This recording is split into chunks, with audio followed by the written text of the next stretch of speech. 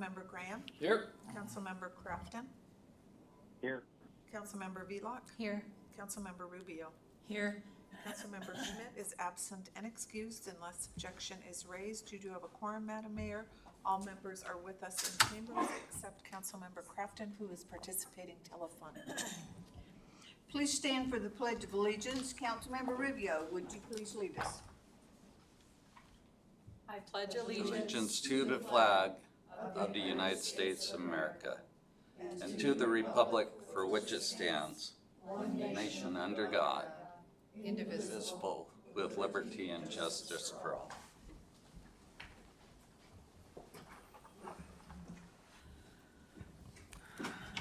Okay, the next item of business is the approval of the agenda. Are there any proposed changes to the agenda?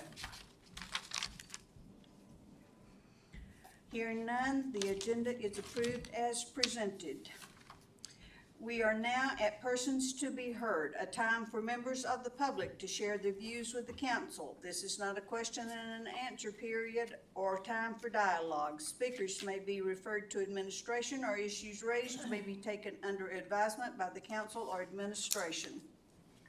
There's nobody signed up, so we will close public participation.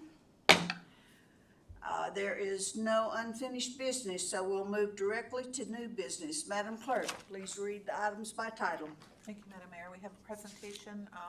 It's not on the agenda, but Ted Leonard's going to lead us off, our Finance Director, followed by Mike Monroe, President of Cola Hills Consulting, and then lastly, I am number 2516, Strategic Partnership Opportunity, Immediate Support Needed for Tyler Technologies ERP Implementation.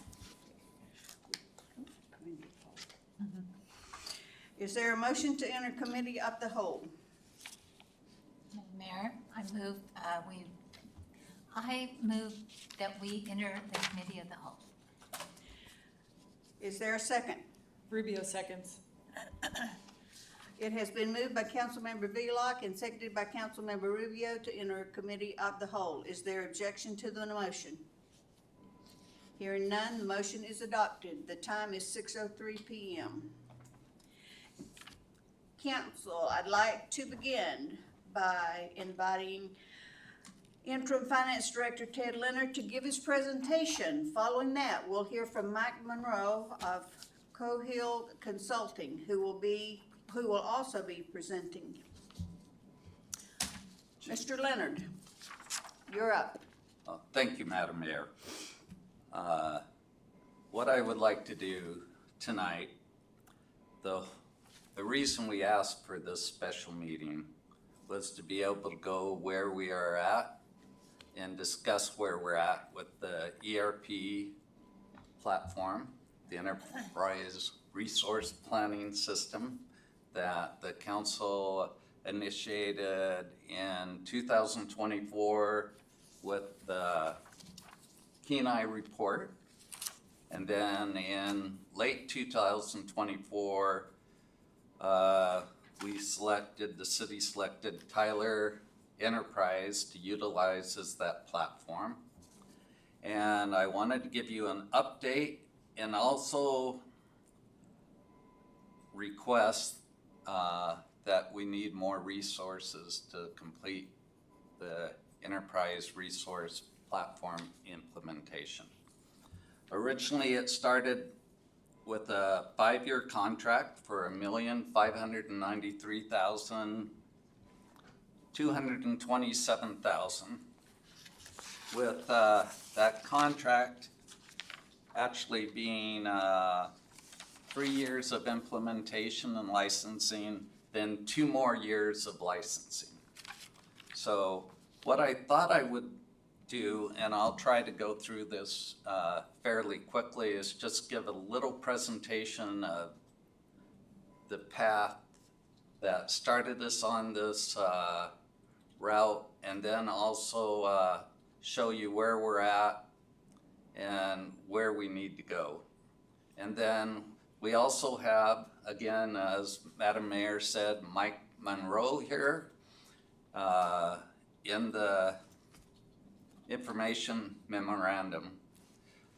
We would like to bring on a new strategic partner to be our internal third-party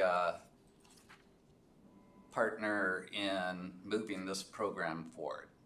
So again, like I said, I'll try to go through my part fairly quickly, and I won't read all the bullet points so we don't get PowerPoint poisoning that everyone's so used to, because actually I really want you to hear from Mr. Monroe and what he can bring to the table to assist us to move this forward and ensure that we're successful in implementing this project.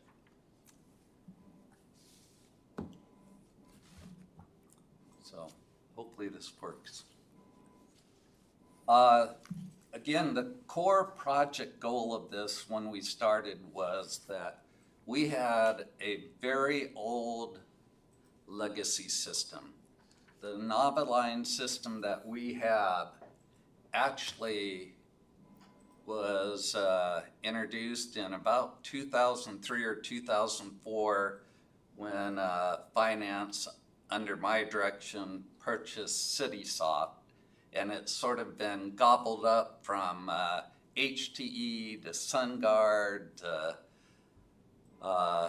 Novaline, Central Square. So we've been on this system for a good 22 years.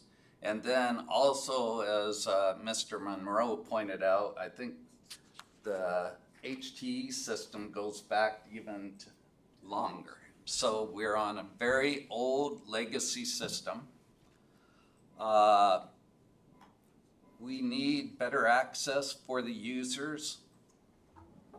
And also the goal is to have lower IT staff cost and lower hardware cost. And then we also have technology platform issues. And we are still on an internal platform of an AS400 that, again, the first one was purchased under when I was at the city. And it's been a great workhorse, but it's coming to the end of its life. I haven't seen a platform last as long as the AS400 did. And if there's any questions about that, we do have our IT department head, and we've been told that the service is starting to go away as soon as 3 years. And Steve could say more about that if you have any questions.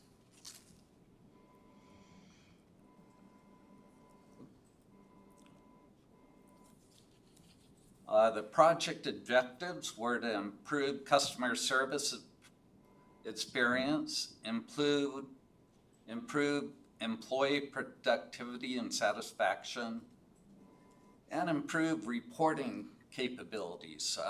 One of the things that I was looking at as we're going through all our FTEs and looking at going through the contract is that the finance department hasn't added a new employee since 2016. So if we're going to keep that trend going, we have to have a more modern system to be able to do that. And I wish I would have had time, but you would see a line of dollars per employee just, with a very steep curve or slope.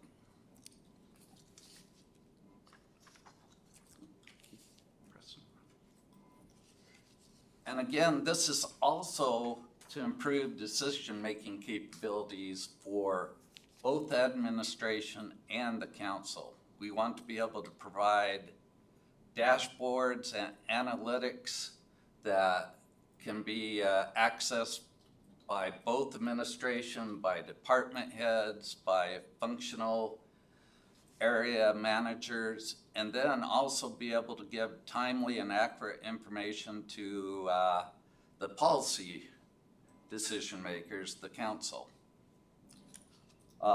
We want to, again, in order to keep the same type of level of staff that we have, start automating our systems. For example, electronic approvals of bills, purchase card transactions. And then another thing is to provide better customer service to our employees. I can actually say that even the small nonprofits that I've been working with in the last few years have been able to have their employees go on the system, change their W-4 much easier, look at their W-2s, look at their payroll checks, and just to assist them in their interaction with the city. And the last thing I would say, and I think this is really important, is that we can take this onboarding and have a much better integration between human resources, payroll, and our general ledger. And I think that's one of the most important aspects as we're moving forward, is that ability to have better connection, communications between human resources and finance.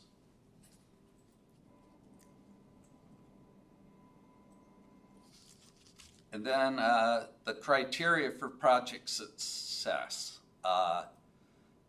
We believe in bringing in this strategic partner.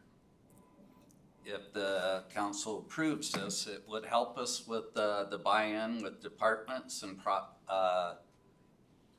on the project, and also the processes. For example, right now through Tyler, we are pretty much only doing training for finance. We are looking at being able to expand that so that the departments can also have readily accessible information and being able to be trained on utilizing the modules in finance, like there's one for RFPs, contract, project accounting, that would just help all of our project department heads with making better decisions and more timely decisions. And again, one of the other items that we are really excited about of what Cohills will bring in, and Mike will be able to go over this much better than I, is just more training. I mean, if you look at the implementation with Tyler, it's more on getting the system up. We're already having training on how to use the system, but by the time I'm worried that May and June come along, a lot of that initial training could be lost, or at least a portion of it.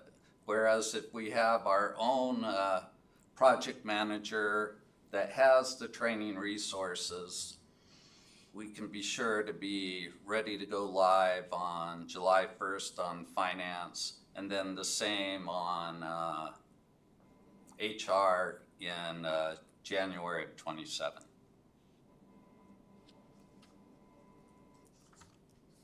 So the project overview again, the targeted live dates. And I have to say that this investment that we're asking for today is really dealing with the financial management, putting the financial modules live, and also the human resource management. There would be 2 more down the line in the 3rd year that deal with utility billing and also with business licensing and permits.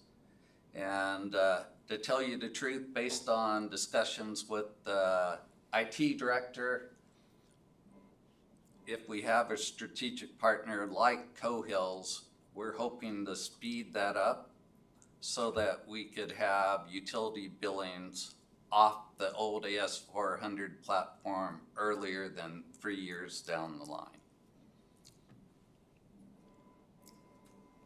And as you can see, when you look at the applications included, there are quite a few that are going live. Phase 1 finance, including accounting, accounts payable, receivable, bid management, fixed assets, project and grant accounting, purchasing. So in order to meet that July 1st deadline, we really do believe that we're going to need more assistance. Having that knowledge base of a partner that is working with this Tyler software all the time. So over what we're asking for is about, if you have looked at the IM, we're looking at about a half-time internal project manager, split 50% with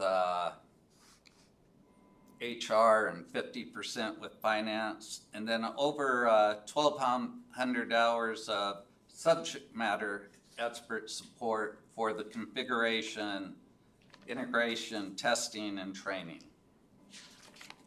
And then the second phase is actually starting this January for HR, and that will end on, well, really end in July of 27 when we have electronic timesheets. But the main section of this will go live January 1st, 2027. And the main reason for the different time periods is finance is being based on our fiscal year, and then HR payroll is being based on starting with the federal and state reporting requirements, so that you're not trying to transfer information for employees halfway through the year and put them in the buckets to keep year-to-date information. And that's the reason we're hoping, we're shooting for a live go date of January 1st, 2027.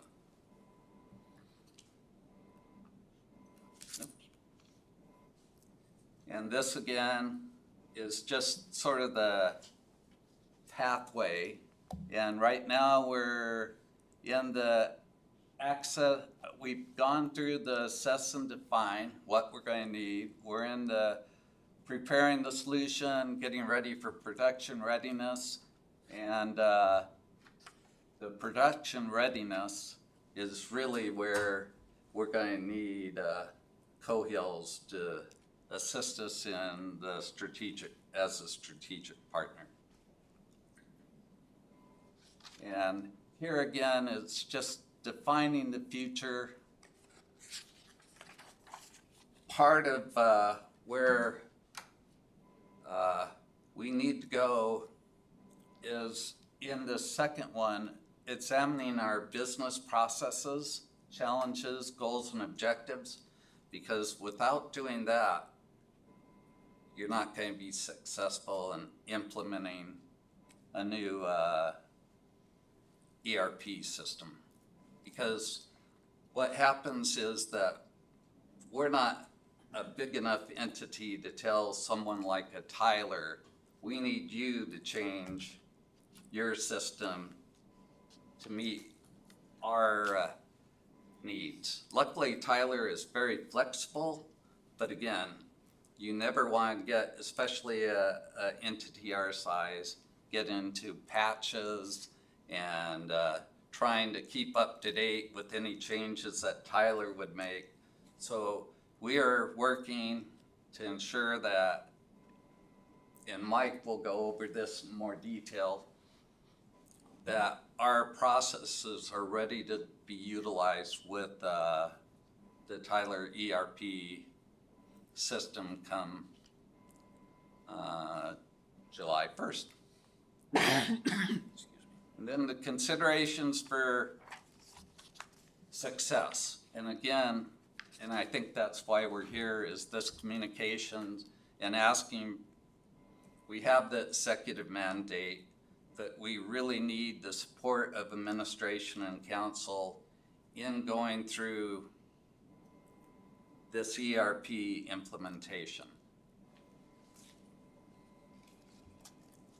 And right now, we've been working with our staff. We've been focusing on the goals. We want to utilize best practices as we go into this new system so that we are modernizing our policies, our procedures, and our technology, and providing better services for our staff and for policymakers and citizens. And again, this is a challenge. We all know what it's like to change softwares or any part of change. And this is where we come into that change management, having a vision and having the leadership. And we believe that, again, that as you listen to Cohills, you'll see where they can support us in all of those items that we need. And this is just the same thing that where if we have an internal third-party partner, that they can help us establish the milestones to ensure that we're ready to go live on July 1st and also January 1st. So the bottom line is that, as we stated in the memo, the IM, that after I came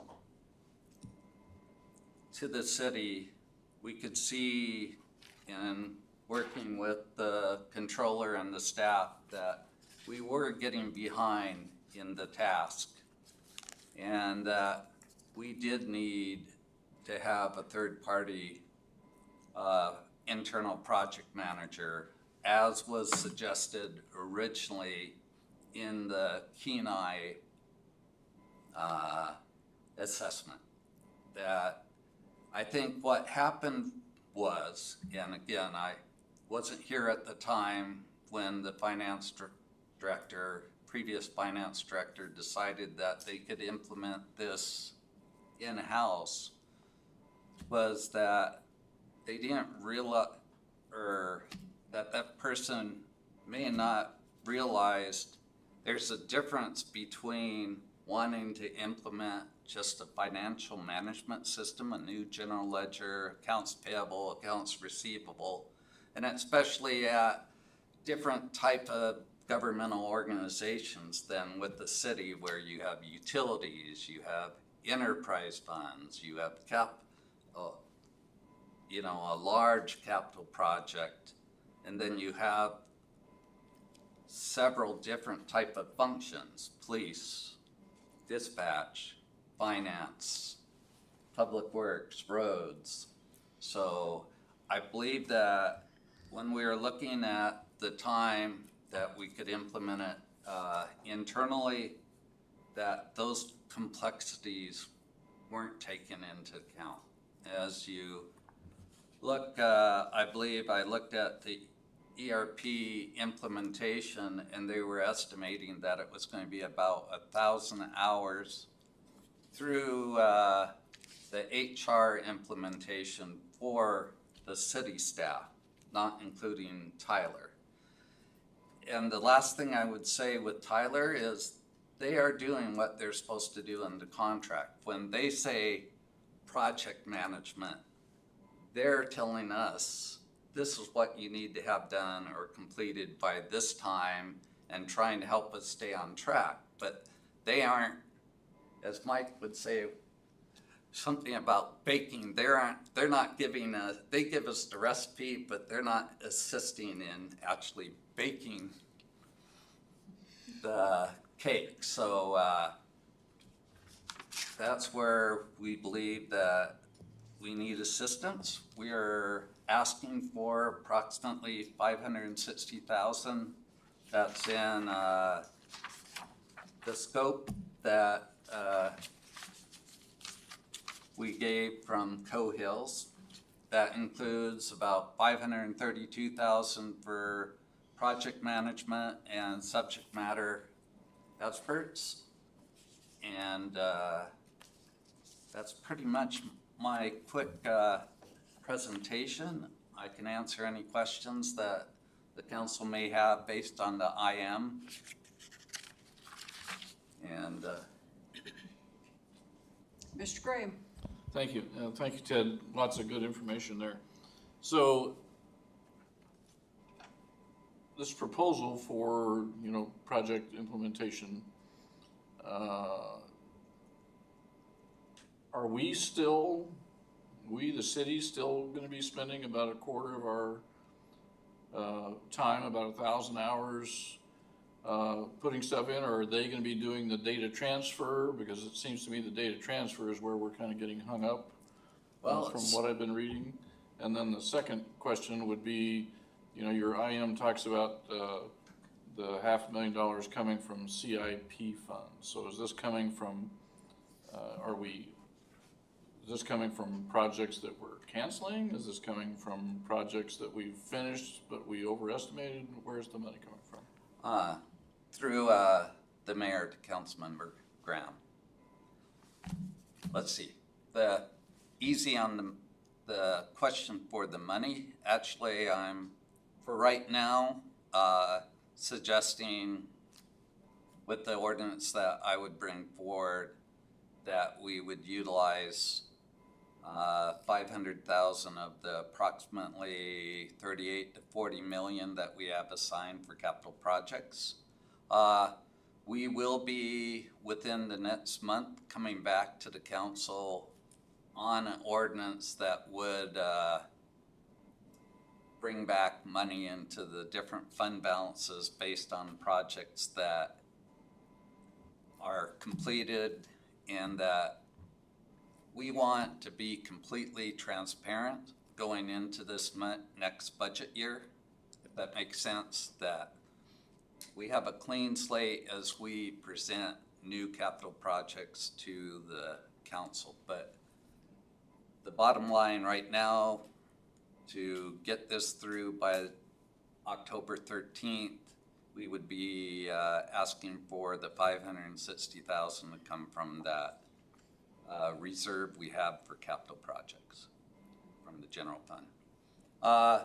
The other part of your question is it'll help us more with actually, and Cohill, Mike's presentation will give a much better answer to it, but with the whole process. Actually, Cohills has a division right now that is assisting Tyler with the importing of information. The division that we're asking from Cohills is their technical side, their project management and their technical side. One of the reasons we're picking Cohills is that they do know Novaline and they do know Tyler. So that ability to understand how that crosswalk goes between Novaline and Tyler will assist them in assisting us with completing the implementation of this project by July 1. And I guess, again, the bottom line to me with the council is that it's how we utilize our resources too. I mean, again, this 1,000 hours that would be done mainly by the controller and myself, and that does include training. I'm not saying it doesn't include all the training, but can better be utilized getting ready for the audit, working on contracts that we still have, and those items. And that's why we're really looking for that strategic partner to support the finance department, and then also support the department heads as we start to train them in how to utilize the system. I mean, the RFP module and the project costing is going to be very beneficial to the Public Works Department as we go forward. And it's part of that, just, you know, being able to track contracts, being able to track our RFPs, having it all digitized instead of looking for where the contracts are filed, having instant information when it's working and up and going on contracts at any point in time, how much has been spent on the contracts, where we're at in a project is, I think, very important as the city moves forward. Thank you. And Mayor? Nikki? Yeah, I was surprised when I heard the city still was on an AS400 platform. Yeah, I thought those went away. Like I said, you know, I love the AS400. Did you work on that at MTA? It was great. Until, yeah, we had to modernize. You just can't do stuff with it. And support goes away. There's no one supporting it anymore, or very few. Also, one thing, when we did go, like from, at MTA, from an AS400 to a GUI system, is this a GUI system? Yeah. Us at MTA, we were, when you talk about change, we were one of those companies that, oh no, we gotta do it like this. And so here we had our new systems going, oh great, they wanna do it this way. And we made them do these things, which in the end totally screws everything up. I think it is very important that you set up the system and use the system as it was designed, and not, oh, we like this, so we have to keep that and keep this. And then you have these workarounds, these patches, and there was a reason they didn't include those to begin with. But usually vendors are saying, hey, they want it, and then we paid for it in the end. So I like that you said that. Let's get the training. Let's do some change management so employees are saying, you know, this is just the way it's going to be. And so I was glad to hear that. You also mentioned 50% of the project management for finance and 50% for HR. Now, in this packet, it says that quarter time, 25% and 25%. Through the mayor to Councilmember Velock. I'm sorry, what I meant to say is that it'll be a 50% FTE of a project manager, and then 50% Okay, of that got it. 50% I is understand. for I was kinda HR and wondering. for finance. Okay. So, and data cleaning, who's gonna do the data cleaning and really going over the existing processes that may not work with the new system? Who's doing all that?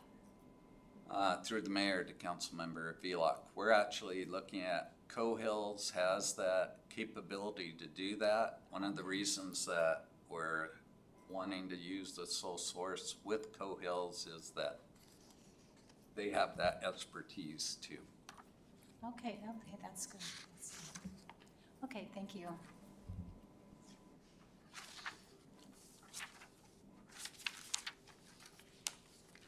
Any other questions? Okay, Ted, thank you. Okay, Mayor, thank you, Council. And now, Mr. Monroe, you're up. Thank you. We have to find my slide deck here. Do you have it? Next on there? We got it, Yeah. yeah. Oh, okay. Excellent. I probably blew it up. No. Think you did.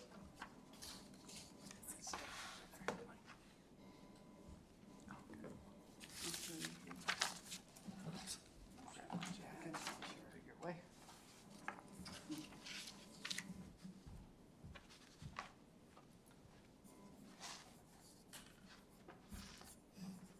There we go. Perfect. you. Madam Mayor, Council, thanks for having me. My name's Mike Monroe. I'm the CEO and founder of Coa Hills Consulting. We've been in business since about 2010. Before that, I worked actually at SunGard, which actually became Central Square, which owned the current product you have, which is Novaline. I'm very familiar with migrating clients from the AS400 to modern systems. I've done hundreds of them over my career. My team of 20 has done numerous projects, and we are currently actually doing about 24 data migrations from a Central Square products to Tyler products. We currently have 9 or 10 projects where we're serving the same type of project we'll do with you, hopefully, with your approval, of helping manage the project from the client's perspective. We will be essentially your project manager for the city. We're experts on the topic. We have done them, my team averages 15 to 20 years experience each. We have former county auditors on our staff. We have accountants. We have HR payroll specialists, utility billing specialists, and we have a group of very, very seasoned professionals in implementing this. I'm going to get into my slides here and go through them, and but basically I'm going to explain kind of what an ERP system is. I know most of you know, but it's important, I think, to lay the groundwork and explain why an organization like ours can be pivotal in making these projects successful. So my first slide that we have up is what is an ERP? Enterprise Resource Planning is the city's core business system. That includes finance, HR, payroll, and enterprise asset management. It can include also permitting and licensing, utility billing. And it basically ensures the city services run effectively and transparently. It's the groundwork, it's the foundation. The finance side, setting up the general ledger and the chart of accounts, is the foundation that'll move the city forward for decades to come. I'll talk about this over and over again being a once in a generational change, and the opportunity here to improve processes is in this change, because in change is the only place where in projects like this is the only time that change really happens in an organization, and we need to take advantage of it as much as possible. So why did Wasilla select Tyler Technologies in the first place? I speak at conferences all the time on picking the right vendor for your size of organizations. And you might have heard stories of bigger cities, maybe nearby, who picked a large vendor and they went millions of dollars over budget because they picked somebody that maybe was bigger than what they needed. Tyler tends to be the just right product for mid-sized governments in the United States. I think they have about 1,200 cities and counties around the country about that size. They're a very national leader in ERP systems. They have the largest conference of government-only attendees. It's called Tyler Connect, and they hold it every year, and I think there were 5,000 or 6,000, 10,000 people that attend that every year, clients actually that attend that. They have a proven solution for places your size. They have a comprehensive product suite aligned to city operations. So basically, they have everything that you could need on the from vendor setup, through accounts payable, through accounts receivable, through finance, HR, payroll, projects, and onto utility billing and beyond.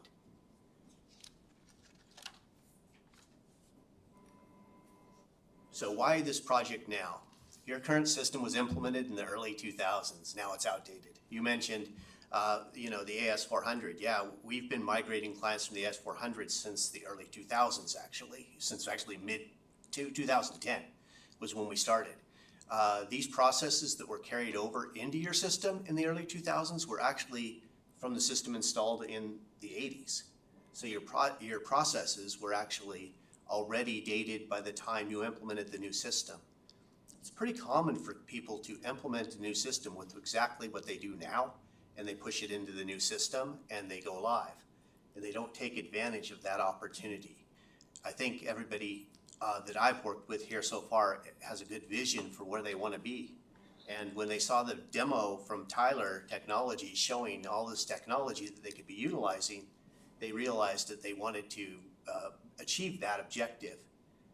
Realizing though, partway through the project, that the resources that they had to do that, they just didn't have them, and something had to give. So Tyler Technologies, the technology and processes no longer support a modern system, so you needed to upgrade to a new system, but you had to have the resources to get to that new system, if that makes sense. So there was significant inefficiencies and manual workarounds, and those risks still exist today in many cases. So the project's objective is to eliminate those. One that's near and dear to my heart is improved reporting and transparency.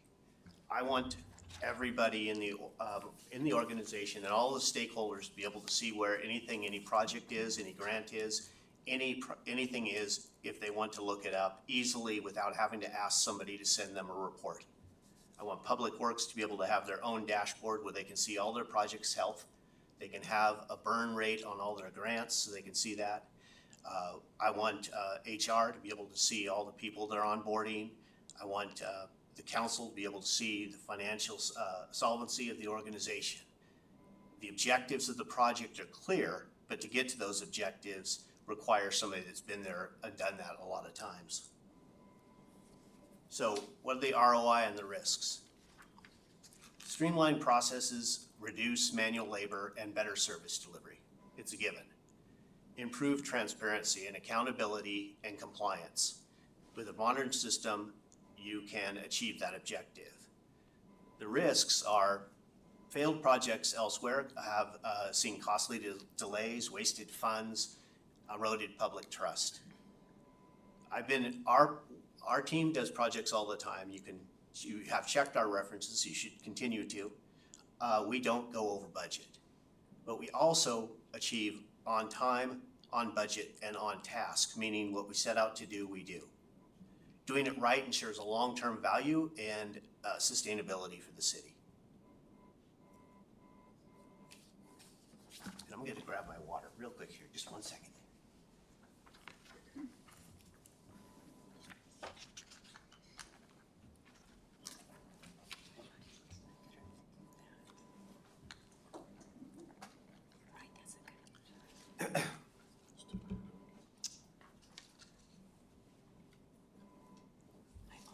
Pardon me for the interruption. So why Cohill's support is mission critical for the city in our estimation? Well, the stakes are high. The ERP system touches your finance, HRM, which is human resources management, meaning all of those things around HR and payroll, which is the backbone of city operations. You have a hard deadline on finance to go live July 1st, and to meet that objective, what's gonna end up happening if you don't have somebody like a Coa Hills help you is the objectives will start to erode. You may go live on time, you may go live on budget, but you won't go live with the objectives being met at that point in time without the additional shovels, if you will. You're missing the deadline could mean double work, higher costs, reporting errors. There's so many things that missing the deadline could cause us a risk of staying on the system, an antiquated system, longer. Risk to vendor payments, payroll, and again, public trust. So this is a once in a generation opportunity, and I'm not being hyperbolous. I see this all the time. I go into organizations, they haven't changed software in 20 years, and they haven't changed their processes in 20 years. They know where they want to be. They want to be paying their vendors electronically. They don't want to be paying them paper checks anymore, but they're still paying them with paper checks because that's the generation the software they have and the processes they have. They want to be able to have employees go online and see their pay stub and be able to get their tax information, change deductions. They want for vendors to be able to go and register online as opposed to having to go and fill out paperwork. There's a lot of desire from councils to get better information quicker. This system is more than just a system replacement. It's a chance to improve your business processes. I started Coa Hills, I founded it on helping clients use their software to the best of their ability and to get the most out of it that was possible. And so my whole business model is built around business process improvement. So while I'll have a project manager and a team of people working on this, I personally will look at the business processes as well to ensure that those business processes are following best practices, the standards that we see around the country at other cities, and the objectives of the city of Wasilla. Once this is implemented, the process is rarely changed without significant effort. I know there's this, basically, when change is happening, change can happen. In other words, when chaos exists, and a project is pure chaos, and sometimes we kick off the project, there's a whole bunch of tasks, nobody knows where things are going, especially if you haven't done a lot of projects. And in that moment, if you find somebody that does know, a guide, if you will, to help you, you can actually harness that and help people to take that moment to make it, to transform it into change. There's lots of books written on it, and we're students at Coa Hills on the art of change. We have ProSci certified change managers, meaning we follow something called the ADKAR methodology. It's a methodology that's tried and true that helps organizations shift, because oftentimes we think these are technical projects, which they are, but they're actually people projects at the end of the day. It's moving people from a current state project to a future state project. So now's the time to streamline and modernize and align operations with best practices. So why us? We've been proven ERP success, numerous Tyler Munis implementations. We're official Tyler partner. We have inside knowledge of the product and the methodology that they use. We're working on many projects right now that are Tyler technology projects. We have dedicated leadership, project management, governance, risk control. We have municipal experience. We have references from other cities. And we know your legacy system. We're experts on that, and we're experts on the system you're migrating to. We have, as Ted mentioned, we put 1,200 hours of subject matter expertise in there, hands-on process optimization with city staff, comprehensive testing, security, interfaces, and business process improvement, training program hosted. So basically, we have a city in Wyoming that implemented with us, and we have a website that they basically, all their employees can go to, and they can learn how to do a purchase request. They can learn how to look up a budget to actual report with encumbrance themselves without having to go to IT, without having to go to finance. They can get the information and serve themselves.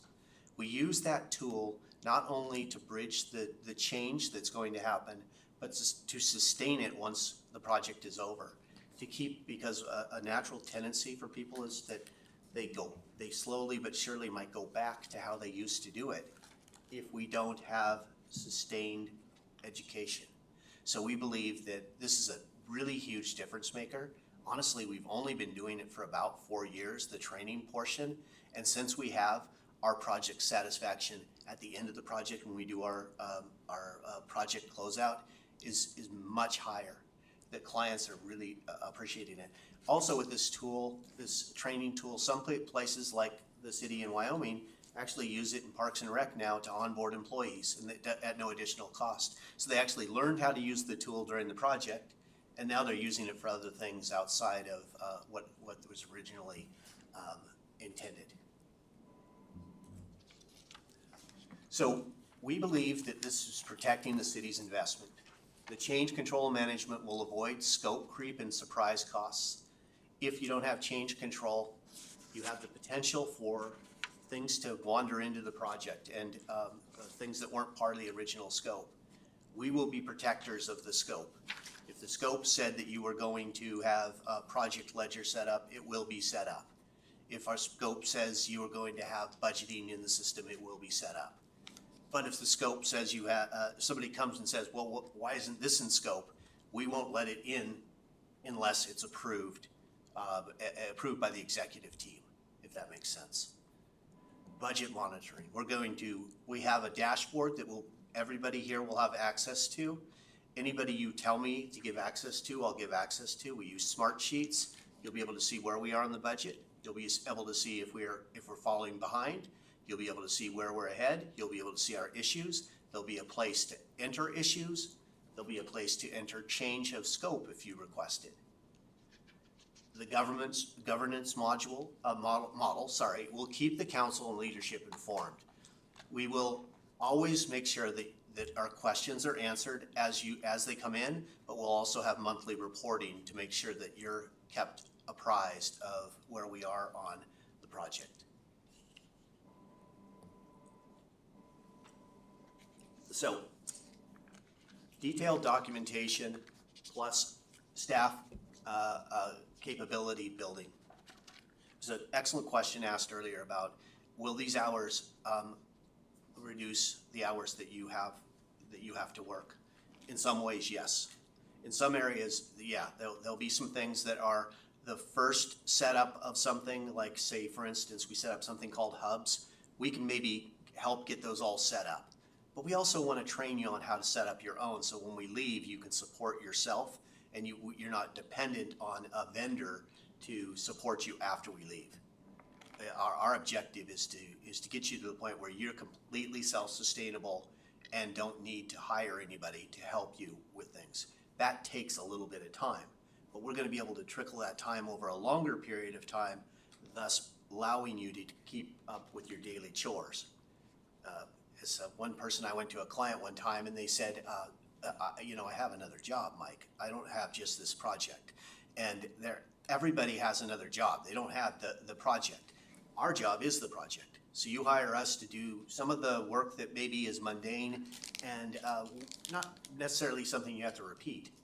And then we make sure that you can support it in the future. So there's a little give and take there. At the end of the day, you are responsible for validating your own data. But we have tricks and techniques for being able to transform the data quicker than you might be able to do it if you run into a problem. I've got a group of technicians that can help with that. So why now? Well, you have to be live by July 1st of 2026. It's a hard cutover. Financial impact if those dates are missed. We'll ensure the milestones are tracked and met. We'll make sure that staff is trained and ready. And we'll proactively manage the risks on the project.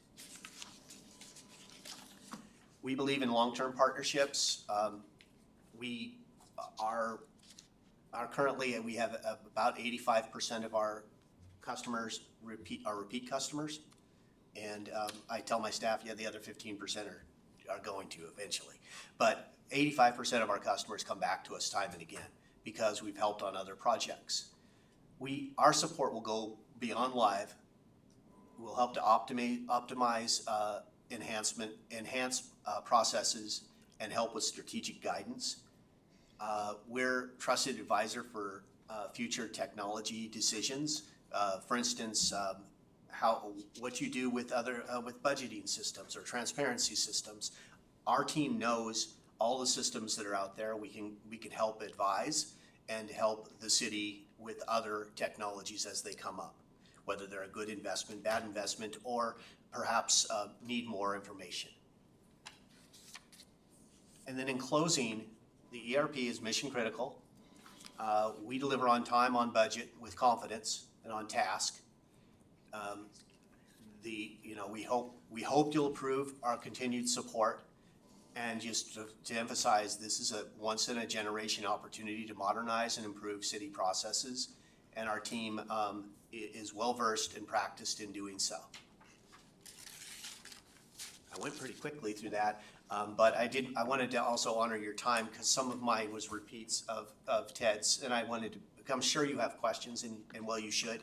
And so I'd like to, Madam Mayor, turn it back over to you for some questions. Okay. Anybody have questions for Mr. Monroe? Madam Mayor, I'm not sure if this is for you or Ted so once we go live with Tyler, now we plan to have this system for many, many years, I would expect. So through the years, we're going to keep this system, are there going to be upgrades? like, you know, how they'll do certain upgrades, and we're gonna need training and implementation on upgrades and such like that. How will that be handled?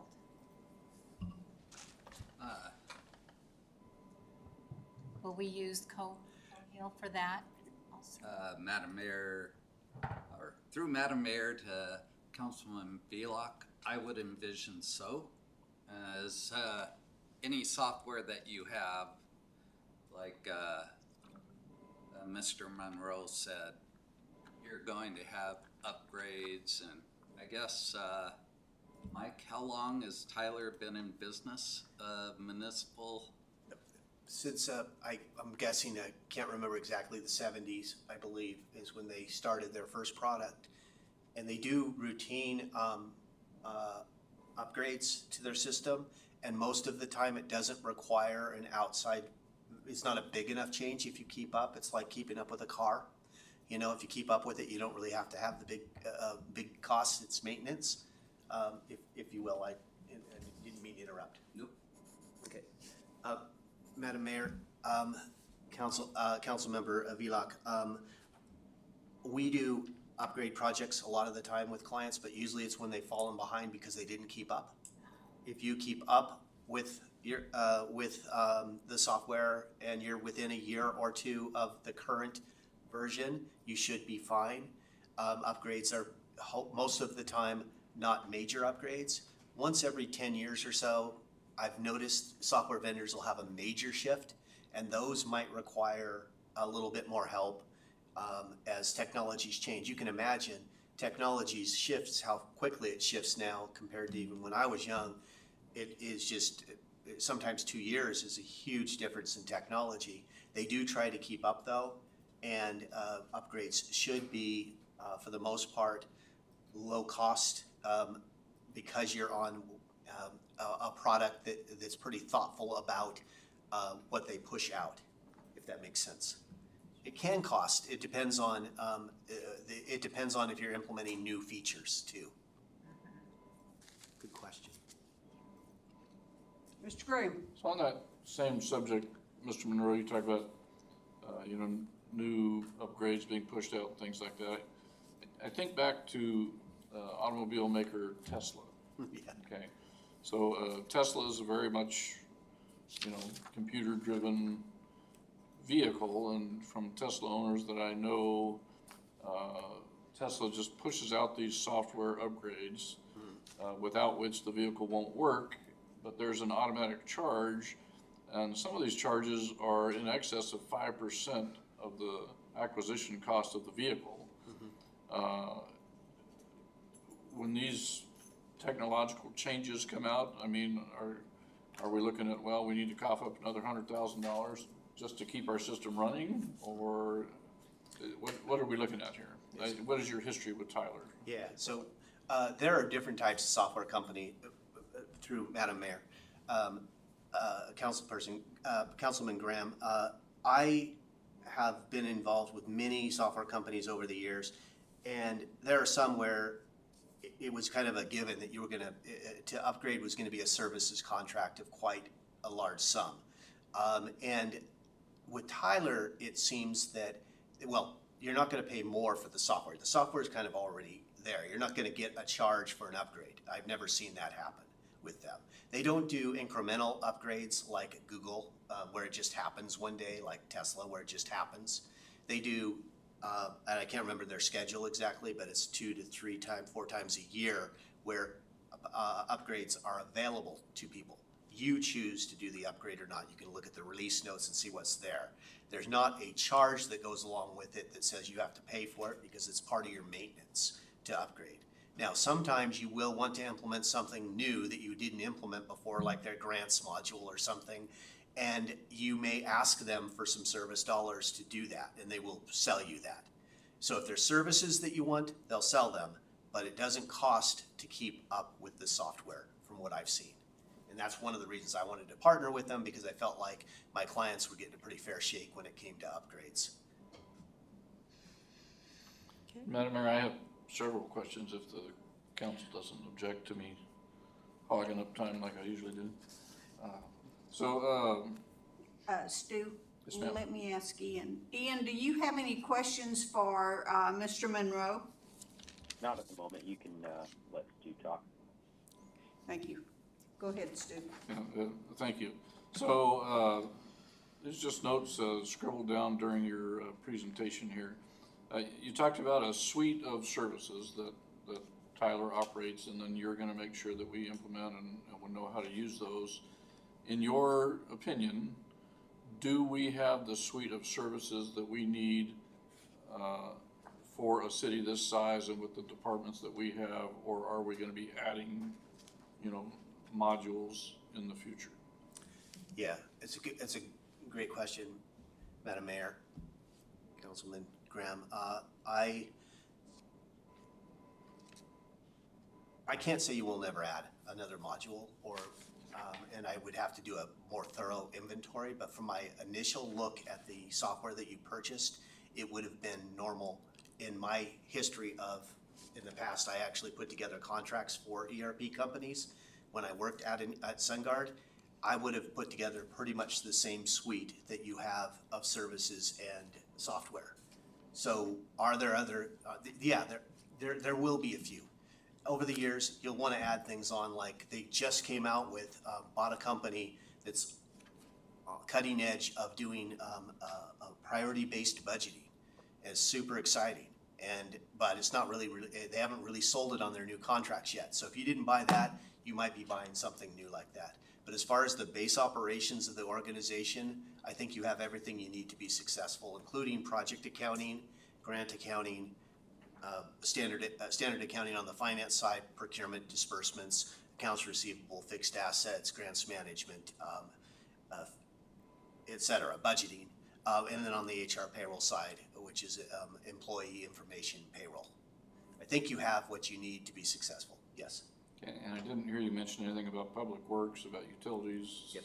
So as part of our scope, first laying the groundwork here, Public Works is incorporated into the implementation as far as the project accounting, as far as all of the finance side, as far as the HR payroll. The utility billing implementation is a different phase of the project that we're not yet involved in. But utilities will be, as far as money coming in, will be incorporated into the project. Ted? Madam Mayor, to Councilmember Graham, we do have the utility module purchased. And again, that's 2028, but that implementation is outside of the scope of what we're doing with Cohills right now, which is directly dealing with the financial modules and the HR modules. Okay, thank you. Thank you, both of you, actually. Nikki, Ms. Velak over here mentioned in an offhand way, kind of the expected life of the system. The system that we're on was 20 years old when we bought it, and now we've had it for 20 years. When are we going to be replacing this?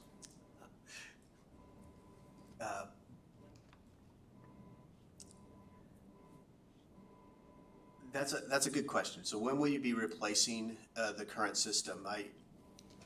I can tell you the average is about 20 years, but what I've started to see a trend towards is people who are on modern systems, modern GUI systems, as you mentioned, systems with a graphic interface that are cloud hosted, that they tend to, if they don't go out and buy new software in 20 years, they tend to go out and do a large process improvement. Because if you think about it, 20 years has passed since we've done any kind of process improvement, unless we invest in that regularly.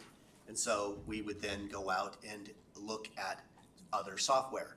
What I usually tell people is, you can get more out of the software you're on by investing a little than by going out and buying a whole new system. So a lot of people are staying on software longer now, but they're doing incremental upgrades or process improvements to keep up with the vendor they have, if that makes sense.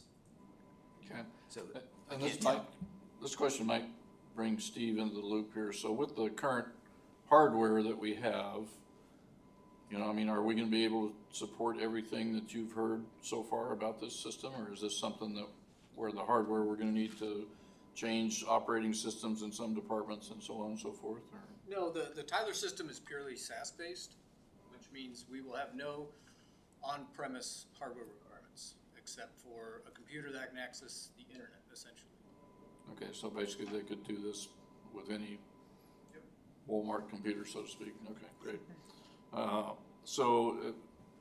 gonna run through a couple questions here, and these all kind of deal with training. You know, so you mentioned that you're providing SME subject matter expert coverage for the city, okay, but is that subject matter expert essentially gonna be training somebody to become a city subject matter expert, where when I first have an issue, I call Steve, and then if Steve doesn't know the answer, then Steve would get a hold of, you know, your subject matter expert? Is that kind of how that works? And do we know, this kind of dragging the administration into things, do we know who that subject matter expert will be? Whose job title, or whose job title is gonna be affected by that? So a couple questions. Number one would be for you, and number two would be for the administration. Yep, Madam Mayor, Councilman Graham, I would see us typically in the role of helping the subject matter experts here, augmenting them and helping them become trainers of for the entire organization. But in the big lift of implementation, to help and augment and train end users as well. Because the subject matter expert has only so much time, and some organizations, I'm blessed, I come in and we have 3 subject matter experts in AP. How many subject matter experts might we have here in AP? Maybe we have 1, maybe we have 2. We don't have enough necessarily to have them also be training other people, being part of that team. So we're gonna augment the training. We're also going to do things that aren't typically done on projects that we do, and that is, if it's repeatable, we make a video. We don't just keep doing the same training over and over again. We live in a TikTok world, and we make 2-minute videos. I mean, and that's what I tell my team is, if it can be made into a 2-minute video, make it into a 2-minute video. Don't keep repeating it. Consultants oftentimes get paid by the hour, get paid by the word, and they come in and they want to repeat the same thing 100 times. When I first implemented software, I did the same purchasing training 50 times in an implementation, 100 hours. And I could do a video, learned I could do a video. The company I worked for at the time did not like that because it was a revenue killer. We like that. We want to create repeatable documentation and resources. Your SMEs, your subject matter experts, should be experts in the software by the time we leave. We can't let them not be. That would be irresponsible. But what we can do is augment them while we're here, if that makes sense. Okay. For the administration, are those subject matter experts gonna be, you know, persons? Are we gonna say, well, the comptroller is the subject matter expert for this, or is it gonna be the person that seems to pick up how the software works best? I mean, That's gonna be up to the department heads, okay, so, because they're the ones that, you don't want me to balance your checkbook. oh, my checkbook's easy to balance, cause I never Well, write mine checks. too, but you know. So that will be up to department heads as to who the subject matter expert is. Okay, great. Now, I'm a subject matter expert on hair, so There we go. Look, you did a great job on TED over there. I know. And your answer actually answered several of my questions. I'm a big believer in training, and that I get the same training that Nikki gets, and Nikki gets the same training that Bobby Rader gets when we're trying to do the same thing. So Yeah. the ability to, you know, refer to a video or something like that, I think is kind of critical, if those videos are kept online and kept up and not deleted from time to time, and go from there. Yeah. So, last question on training here. How easy is it gonna be, once you get everybody up online, and then the comptroller leaves, and we get a new comptroller in, how easy is it gonna be for that person to pick up and work with this system? Is this using technology that's kind of generally accepted across the sphere of government accounting, or is this something where you have to learn a whole new language to? I think it's very standard and well-known. I won't, but key person risk is always an issue in any major endeavor. During the project, if we were to have that happen, it could be impactful for sure.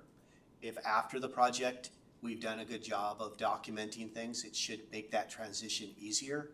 But I'm not gonna sit here and say that would be easy in any circumstance. Losing that role that person's gonna have a lot to pick up. If they came from an organization that already used a modern system like Tyler, they would be better off. Some places actually will look at people they bring in to see, do they know how to use our system when they come in? Have they used it at other municipalities? You're more likely to run into somebody who knows this software than any software that I work with. They have more clients on mid-size and up cities around the country than any other vendor. So I would say they would, for the most part, have a hard transition as they would today, but it wouldn't be because of the software, more than likely. Stu, the borough is using Tyler. Yes, yeah, they're So- using one of the modules, I think, over there, so. So this is a cloud-based system, and this, once again, is gonna drag Steve into the conversation here. Does this make it easier for us to be hacked and shut down like we have seen, not so much recently, but in the last several years? I mean, literally hundreds of municipalities and government organizations have been shut down by hackers. Does this make it easier to hack, or are all the firewall systems strictly city-based, or is part of that responsibility with Tyler, and how does that It goes work? between both. Some of it's on Tyler, some of it's on us. They have to keep their system patched for any critical issues that they might find. That's what kind of probably a lot of their updates are patching vulnerabilities they find. Tyler's also a security company, by the way, which is kind of interesting. They do a lot of different things. But on our side, it is mandatory two-factor authentication to the system. That's already all been set up. It uses our internal Microsoft accounts, so we are in full control of those accounts now. So if somebody's terminated, we can disable it right away, they lose access to Tyler. But for an outside entity to get in, because it's cloud-based, it's very minimal because of the two-factor auth, which is very hard to bypass. Glad to hear that. Also glad to hear that Tyler puts an emphasis on security there. That's a big thing. And the last thing, in your PowerPoint presentation there, you had some really great pictures of the city of Wasilla. One of my project managers knows her way around. Yeah, so I'm not sure where you got those, but if your presentation people know, if they could let me know where they got those pictures, they were really nice. So, but thank you for all your information, and that answers my questions. Thank you, Madam Mayor. Thank you. Madam Any? Mayor. Oh, yes, Kathy. Madam Mayor, I don't know if this question is for you or for Mr. Leonard, but where are we at as far as employee buy-in on this program? And I'll tell you the reason I ask is, after I had read through the ERP assessment and reading different departments and where the problems and pain points are, one department, it was discrepancies and potential data inaccuracies due to this department not fully utilizing financial software. And that department is stated in this assessment several times. So do we have buy-in from the different departments and employees? Are you finding any pushback? Because change is hard, flat out. And evidently, this shows that change has been hard in the past. And so I'm just wondering where we are with employee buy-in. Councilmember Cottle through Mayor Ledford. Part of this is the reason we're bringing Cohills on. So far, that this has been strictly before this point in time, just a finance project. We actually had a meeting with my staff today, where Mike was put on the grill and they were asking hard questions and they were actually stating the same type of concerns that you had. Well, we've been through this. How will this be different than, you know, other projects that we've implemented? And Mr. Monroe was very good at saying what their philosophy is in assisting cities and departments to go through this change process. And once, if the contract is approved by the council, I plan that we'll have another kickoff on this whole project, working with the department heads and managers with Cohills. Mr. Monroe has already stated that he and their project manager would be coming up to be part of that.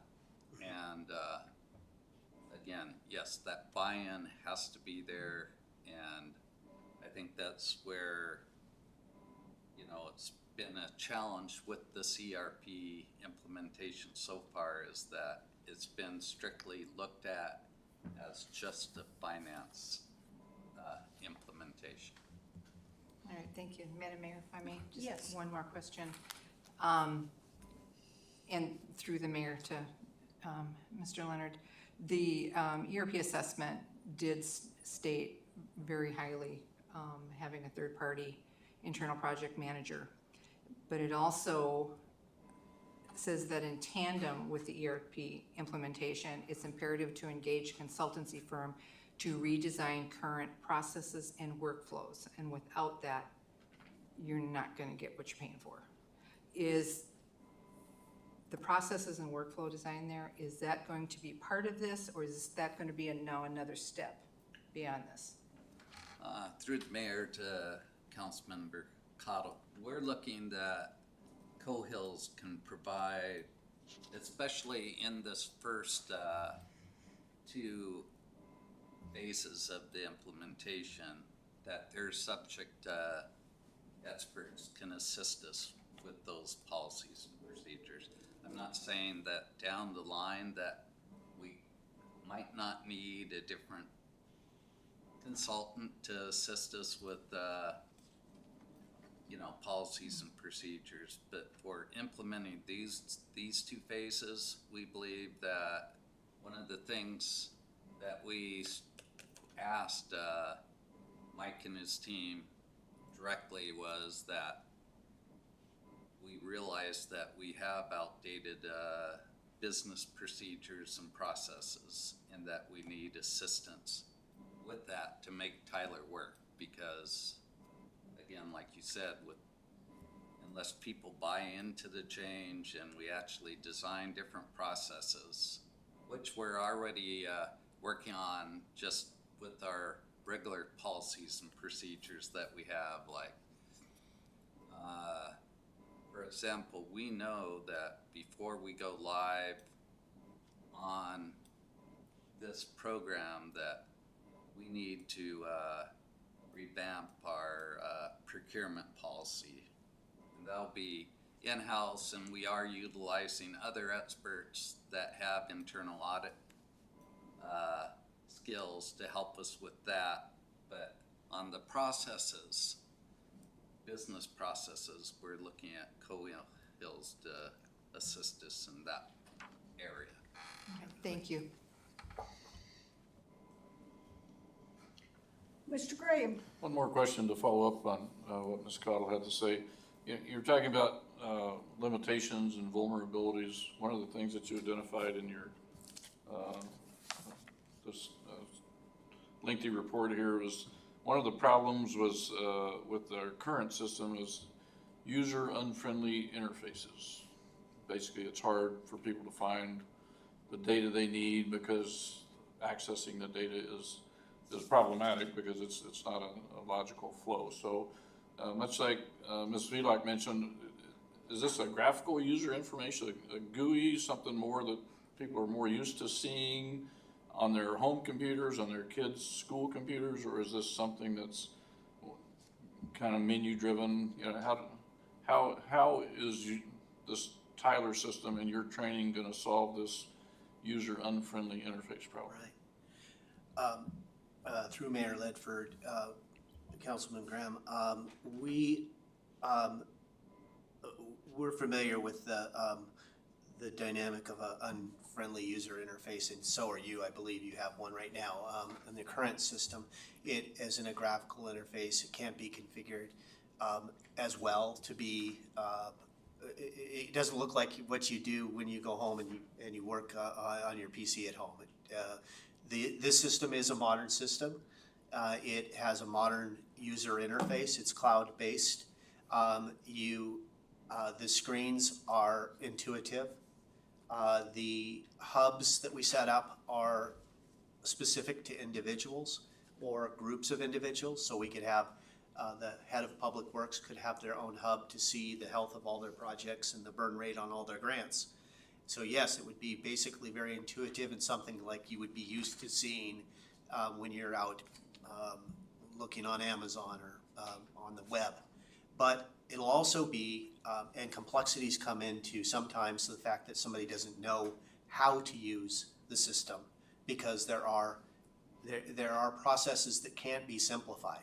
I mean, there are things like setting up a budget that has complexities to it. There's a certain complexity to it. So there's a two-factor thing. Is the user interface good? And is the training to the individual good enough to support them in understanding why and the what they're doing? So yes, the user interface is modern and recognizable, and with good training, we can get people utilizing that software well. When you miss one of those things, though, that's when you run into, I don't like the software. And that's usually when I used to, with my old job, that was what I came in to organizations that were leaving their software. And I would look and they would think it was the software. And then 90% of the time it was the process or the training that was the problem. And once we put the training in place, the software problems were solved for typically. So do I ever run into anybody on Tyler that does it, that has problems with it? All the time. It's because they missed one of those steps of training or setup along the way. That's what we're, the difference that we make sure it's set up well and that everybody's trained on it well, so that when we walk away, there's a real understanding of how the system works. I hope that answers your question. It definitely does. So you talk about a modern software application. So does the interface include any sort of artificial intelligence module where you're not, you may have been trained to do 30 different things, but you remember the things that you do all the time? I mean, can you ask, how do I do this? What steps do I need to do? Where can I find this data? Is there an AI-driven interface with this? Yeah, so the AI portion is relatively new, and vendors need to proceed cautiously with incorporating it into their software. I'm happy to share with you more information on this at another time. I'm actually doing a presentation for the auditors conference in California in November on that very topic: responsible use of AI in governmental accounting. There are some places it's really useful. Go in and find data anomalies, data outliers, like a vendor that was created late at night, and then the transaction posted the next day. That might be an audit finding. We can scrub data, look at data, and analyze data using AI, but we also have obviously issues that may arise with improper use of AI. So I think Tyler is being cautious about how they're rolling it out, and I would let them speak for their software on how they're incorporating it. But it's a given that all software is going to have some elements of it in it to do that kind of repetitive processing to help us to save time. And so I do see them, and they have a whole big group of people working on that. They'll roll that out, and when they do, they'll roll out things that are exactly like you're talking about. Basically, be able to look at, historical transactions and to be able to then from that be able to see what we might do next. Also reporting, they're incorporating it into reporting eventually to be able to see trends easier. There's a lot of ways that AI is going to be transforming software across the board. But I think Tyler, being a very established company with a lot of clients, is very cautious about the rollout of that. So they're being very diligent about their rollout. Thank you. Yeah, you bet. Is there further discussion? Hearing none, is the council ready to exit committee of the whole? Madam Mayor, I move we exit committee of the whole. Is there a second? Rubio seconds. It's been moved by Councilmember Vlock and seconded by Councilmember Rubio to exit the committee of the whole. Is there objection to the motion? Hearing none, the motion is adopted. The time is 7:26. Thank you, sir. Thank you. We are now at audience comments. This is not a question and answer period. Comments may be referred to administration or taken under advisement by the council. There's no one in the audience, so we will close audience comments, bring it back to the dais. Madam Clerk. Thank you, Madam Mayor. Let's see, where are we? Early voting starts 22nd, Monday the 22nd. That will continue through October 6th. Of course, Election Day is October 7th. Visit cityofwasilla.gov, excuse me, /vote for all of your election information, or contact the clerk's office, 907-373-9090. And then we will see you all here next regular meeting, September 22nd. Okay. Councilmember Rubio. Madam Mayor, thank you. Excellent presentation by Mr. Monroe and Mr. Leonard. I'm looking forward to this ERP, as we say, working together as a team, collaborating, and the consulting actually ironing out all the hiccups that we might come across. And so, thank you. Councilmember Vlock. Thank you, Madam Mayor. And yeah, it's, I am personally happy that we are bringing in a third party, going through several big software conversions at MTA. And we had a lot of designated people, and we had people from the software company that practically lived with us, and it's still painful. Gosh, you know, it is just painful. And the more ready you can be and the more prepared and the more experts you have in that, the better, because there's going to be glitches, there's going to be things that don't work, and you're going to convert your data, and then that disappeared, and oh my gosh. So I'm happy that we're getting experts on board to help with that. Thank you. Councilmember Crafton. Thank you, Mayor. Good presentations, good information, and we'll see you guys next time. Thank you. Councilmember Graham. Thank you, Madam Mayor, and thank you to Ted and Mr. Monroe for a lot of information there, a lot of things going on. Of course, tonight we're not voting, on this, voting to put funds forward. I think Ted said that's coming up pretty quick here.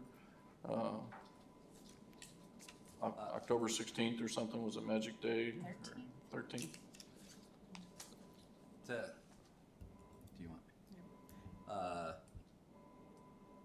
Councilman Graham through Madam Mayor, we plan to introduce an ordinance tomorrow, working with the clerk's office to have it for introduction on 9/22, and then give the council time and see if they have any other questions. Then on the meeting of 10/13, we would ask for a vote on the ordinance, and then also have the AM at the same time to be sort of, as we say, married to the ordinance. So both would come up together, and if you said yes to the ordinance, then yes to the AM, no to the ordinance, no to the AM. Okay, great, yeah, so, Mr. Monroe doesn't seem to be concerned with that timeline for getting us online. So that's a good thing. But I appreciate all the, information, it's a great thing there. And I appreciate the clerk bringing up that, early voting, is starting, next week, actually. And I would ask, the administration to consider, putting up a banner in Newcomb Park there on the pavilion there that says, early voting is happening now at, City Hall, to see if we can't make sure that we catch some attention, from people and perhaps raise voter turnout a little bit just from better information and more visual information about voting opportunities. I think the postcard was great, but if most people are anything like I do, they get so much mail, you forget about it after 3 days. But if we could consider getting a banner there in the park, I think that would be great. Appreciate all the information, and thank you for being here, Mr. Monroe. Thank you, Madam Mayor. Councilmember Cottle. Thank you, Madam Mayor, and thank you, Mr. Monroe, for your presentation, and thank you, Ted. Thanks for answering all of our questions and giving us really good information. Sometimes the hardest thing to do is to realize that you can't do it all yourself and that you need help, and that's when you turn to experts. And sometimes that first step is a hard one, and change is very hard for everybody in this room. I don't care what it is, change is always hard. The way you've always been doing it may not be right, but it's comfortable, but it may not be right.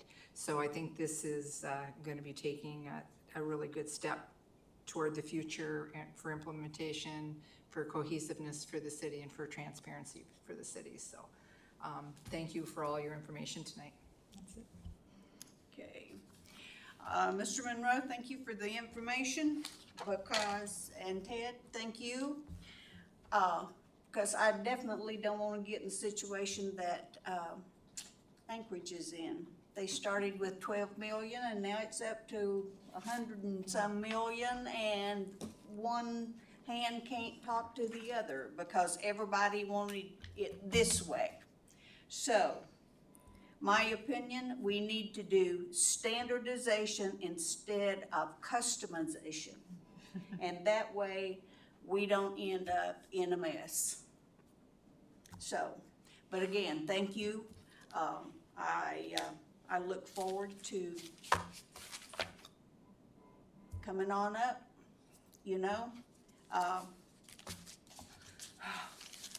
I can't remember the guy's name, but remember I'm 100 years old, so on TV, we're moving on up. Yep. On up to the east side. Side, that's it. So anyway, that's us, because we're still growing. And this ERP system, from what I'm hearing, is as we grow and as we need or have to have, it'll be easier to add on if we do need. So that's a good thing. So anyway, thank you. With no further business at hand, I'm adjourning the meeting unless an objection is raised.